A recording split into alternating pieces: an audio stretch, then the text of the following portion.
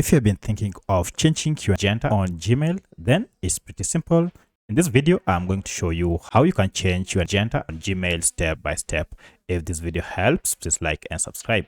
So if you had by mistake added the wrong gender and you wish to change it, or you just want to make the change, then it's pretty simple. Go ahead and log into a Gmail account, then head over to your profile icon up here. From here, choose manage your Google account, and you'll be redirected to this page where you have a side menu here. From this, go to personal info, and at this point you should see your profile information, among them your profile picture, name, and gender, among others. So we are interested in gender. So for instance, mine is male.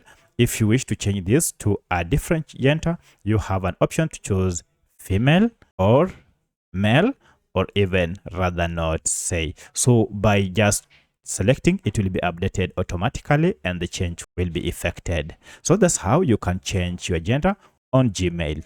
If you have any other question, kindly let me know in the comment section. Otherwise, thanks for watching and let's meet in the next video.